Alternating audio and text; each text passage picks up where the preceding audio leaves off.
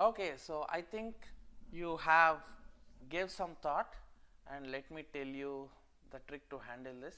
See, all these are real-time challenges. Okay, so that's why I have specifically selected this app where things might be confused and handle this. If it is plain UI, then you will not come across all these challenges.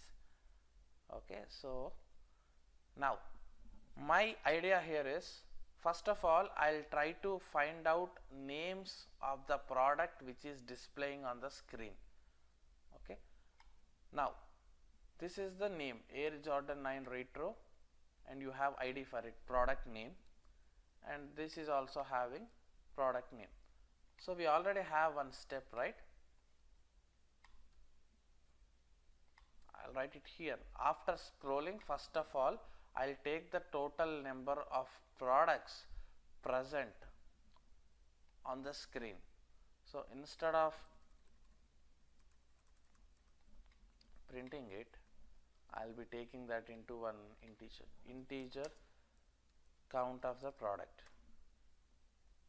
So now for integer I equals to 0, I less than count I plus plus.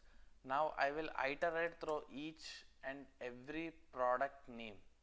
Okay, so if that product name in find elements dot get of I, so when I do find elements, it will return the whatever products I can see in the screen, probably these two, let's assume that. And I'm writing a loop that go to each and every product. First it will go to the get of 0, and then after going there, I would simply do get of text on it. What happens when I do get of text on this product name? Okay, the text whatever that product is having, that will return, right? String text. Okay, if once the text is written, I will check if that text equals to Jordan, where is that, 6 rings.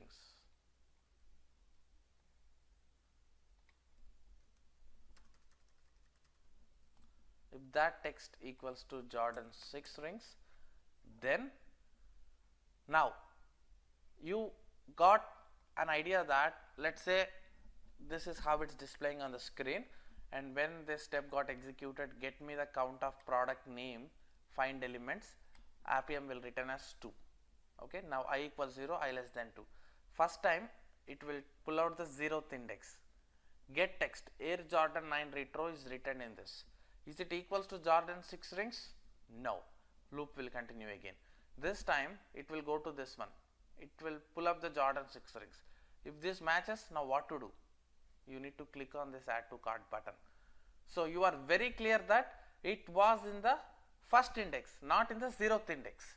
So this logic is telling you that you are in the not in the 0th index. Now whatever index you will go inside this block, for that index, now I will click on add to cart button. Okay, now when I spy this add to cart, ID is add cart. It will be same for all, isn't it?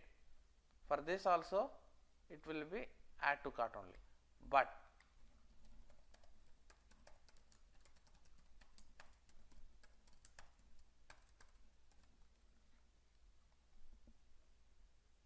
it will return 2 items. So whenever you found that text matches, for that particular index only, now I am clicking, so that it clicks on add to cart. Okay, so for the first time, as it's not found in Jordan 6 rings, it will not go inside. But when it found Jordan.6 rings, let's say if it found for I equals to 1, so inside the block I am telling that for that I equals to 1, for that product, go and select add to cart button. This way this dynamically identifies this text, and for that text it will go and select the add to cart. So this is how you need to bring the logic in building this.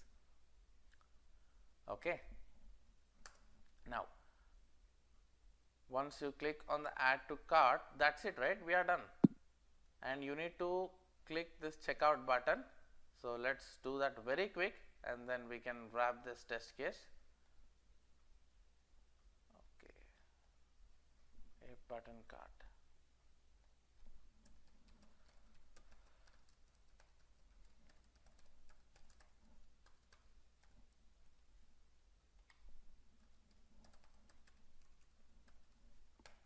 Once you found this, you can just click on that.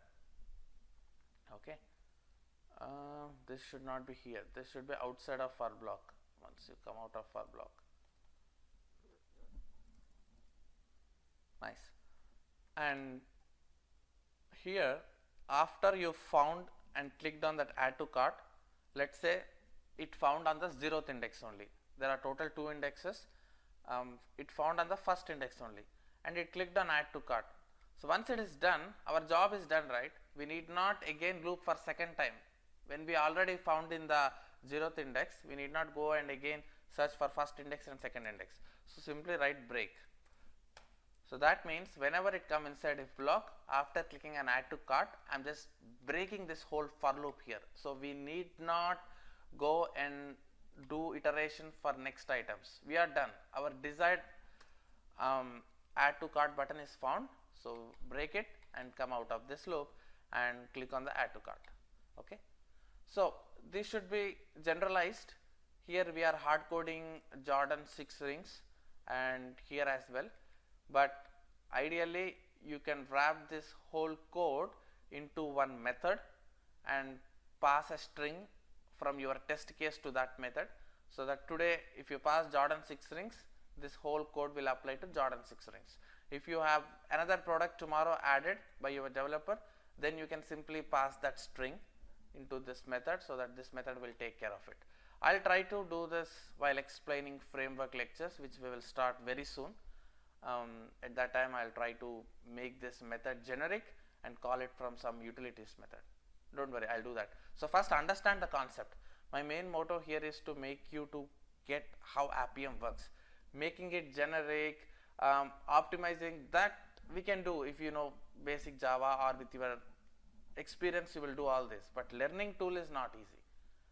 Okay, let's run this and see how this goes. We have done a lot of coding and we did not run this. So our goal here is to first move to this Jordan 6 rings, and you know this, right? How do we got this parent item? Just to be make sure,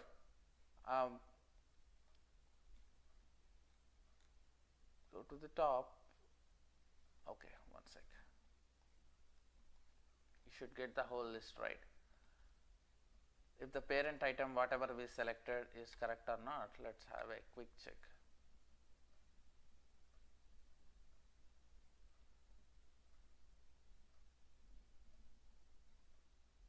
Okay, widget, and this is the ID. You see that RV product list. This is the parent for this list, and from parent I am going to child. I wish Appium guys have consistency in their coding. They have given different ways to do all this, which does not make sense. And I think here it's better to use ignore equals ignore case instead of double equals, because that's comparison for object, right? If you are trying to compare strings, this will be the better option, equals ignore case.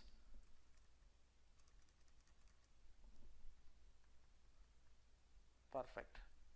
So what else? We have given if block, break, for. I think, yep, everything good. Let's try this and see how it goes. So keep your fingers crossed. Run as Java application.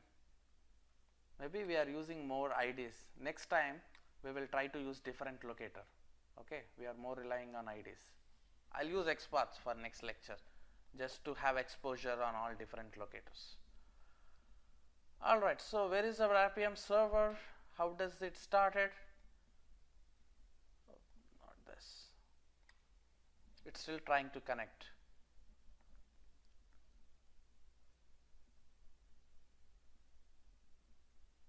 Okay, so it have completed filling the form. Come on, do it.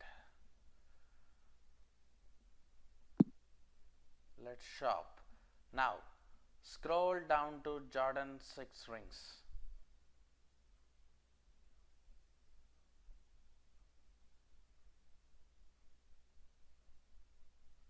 Scroll down still. One more please. Yep, here you go. Stop. Okay, cool. Click on add to cart. That's it.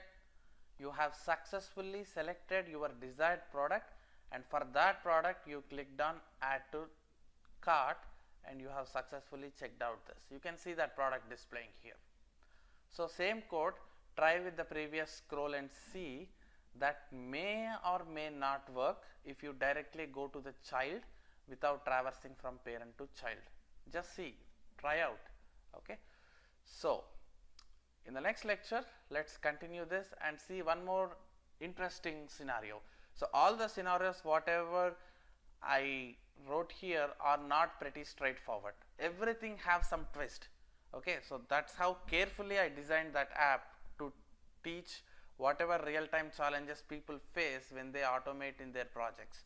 So let's see what is the twist we have in the next test scenario and handle that accordingly. All right, thank you.